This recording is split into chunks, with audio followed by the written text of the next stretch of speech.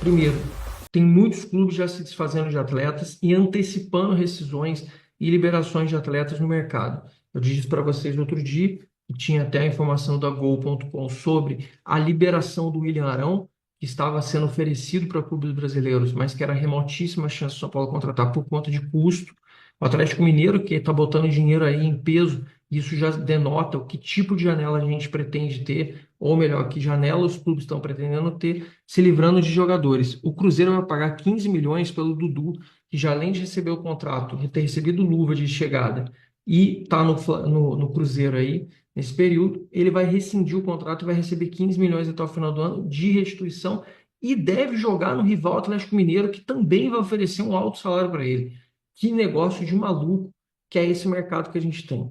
Aí você tem aí o Capasso, que é um zagueiro do Vasco também, que o Vasco também quer se livrar aí nessa janela de meio do ano. É um outro jogador que está sendo aí disparado, oferecido para todos os outros clubes. E parece que o Vasco, naquela leva de 2023 da 777, que eles adquiriram alguns jogadores, fizeram algumas contratações, o Capasso está aí também, mofando no Vasco, ganhando um alto salário, não é escalado para jogar. E o Felipe, que é o técnico interino que estava lá, também falou um monte de coisa do jogador, e o jogador ainda estava lá publicando foto, o Felipe também devolvendo, o que acabou até acelerando o processo por conta de até um bate-boca amador, né?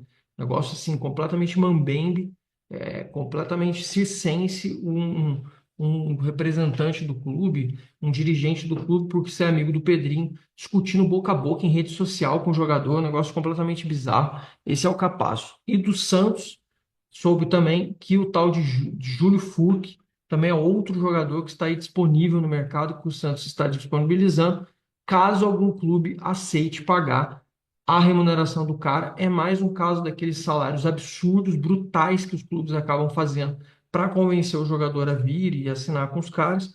E depois, quando os caras flopam, não dão certo, o salário do cara tá lá na lua, o jogador fica encostado porque você não consegue nem repassar ele para outro clube, e ninguém quer pagar aquele preço. E no final das contas, o jogador também não vai falar, amigão, eu não vou abrir mão desse contrato de grana violentíssimo que eu tenho com você, que eu tô aqui de boaça, sem nem jogar e me esforçar muito, recebendo essa grana. Aí tem outro que fala assim, ah, mas o jogador também tem que ter ambição. Você não acabou de falar, Zanquete, que a carreira do cara é curta? Cara, eu falei que a carreira do cara é curta, que o jogador tem ambição, não para ganhar o máximo salário possível. Eu tô falando para o jogador ter essa carreira e ambição para que ele consiga equilibrar as coisas. Não é você chegar, por exemplo, no Lisieiro, que conseguiu o mais difícil, olha o Luan, não consegue ser relacionado para jogar. O Lisieiro já estava jogando e ele tinha inclusive ganho posições e pontos na frente do Marcos Antônio. E olha o Marcos Antônio aí, como é que está jogando agora. Então, assim, para vocês terem uma ideia de como o Lisieiro estava numa alta conta do Zubeldia no ano passado e estava sendo super bem visto. E no final das contas, isso tudo serviu de quê? De nada. O jogador simplesmente desperdiçou isso, jogou no lixo, o negócio foi embora e ficou um desperdício completamente absurdo. Então, esse negócio do mercado, o São Paulo que está buscando jogador, e longe de mim, eu não estou aqui sugerindo que o São Paulo contrate nenhuma dessas peças, até porque para mim, mas esse Capasso de repente não pode ser interessante se o Juan Tressoldi for embora. Eu vi até umas pessoas comentando sobre isso. Não acho. Acho que esse Capasso também não é um jogador barato, pelo que o Vasco pagava, acho que ele também não vai aceitar, mesmo que fizesse. E assim, o Juan já é um cara testado, não é estrangeiro, não ocupa vaga estrangeira, e é um jogador bom. Esse jogador do Vasco, nós vamos fazer o que com ele? Só para aliviar a barra do Vasco, que ainda deve o São Paulo.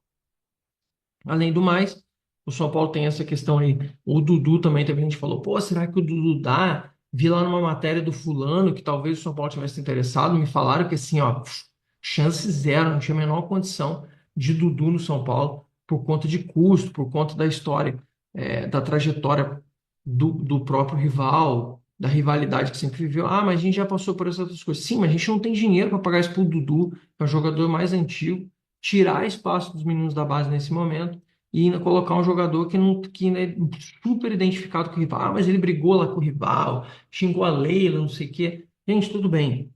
O ponto aqui principal. Tem tudo isso e ainda tem a questão salarial, que é uma divergência e uma disparidade muito gigantesca com relação a isso, tanto que a maioria das pessoas cita que o Cuca já tem conversas avançadíssimas com o Dudu para jogar de meia no Atlético Mineiro.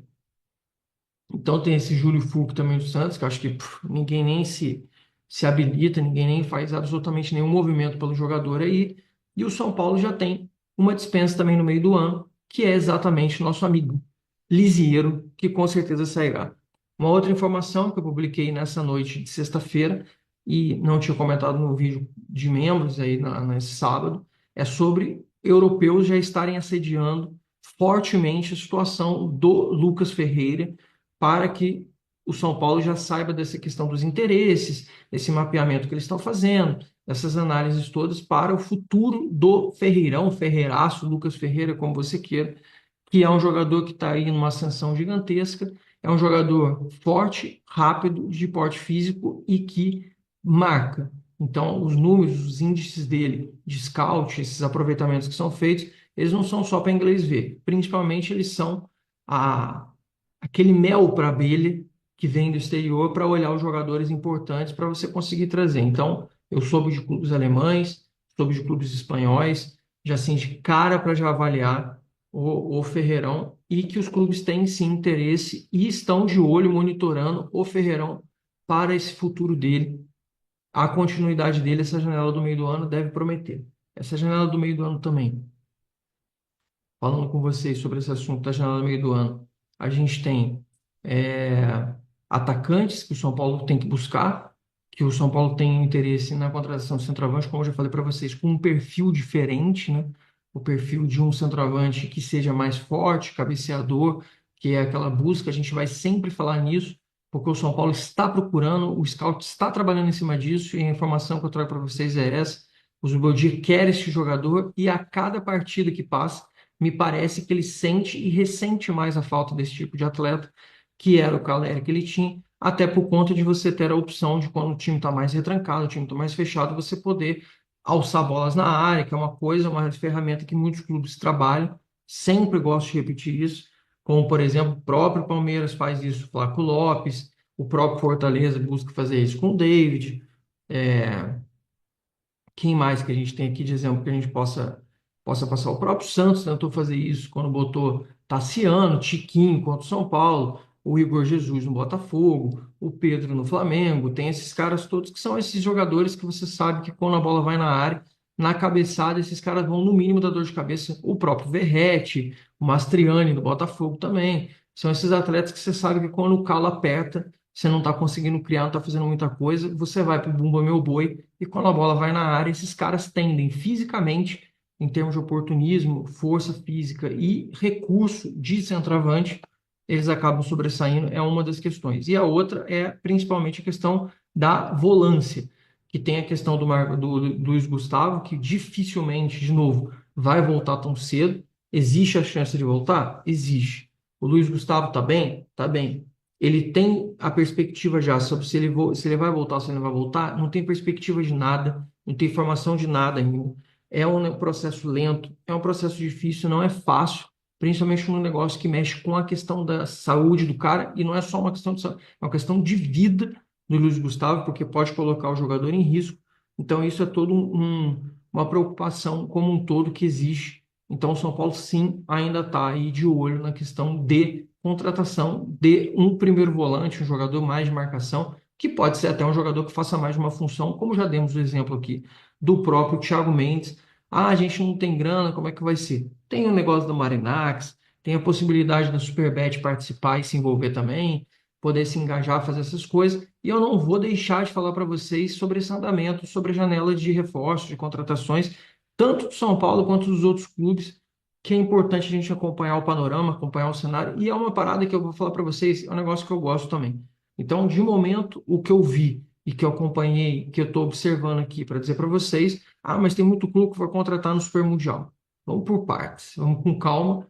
O que está sendo dito, o que está sendo feito e o que está sendo acompanhado neste momento são essas negociações. Então, eu estou aí atualizando para vocês. Já estou falando aí de 3 jogadores que já estão dispensados pelos seus clubes, estão disponíveis no mercado, e o São Paulo também terá o seu Lisieiro daqui a um mês alguma coisinha, disponível no mercado para outros clubes para contratações também. E do jeito que está, na andada de carruagem, talvez até o Luan, no final das contas, ou o próprio Negruti, porque o negócio está feio para a utilização desses jogadores.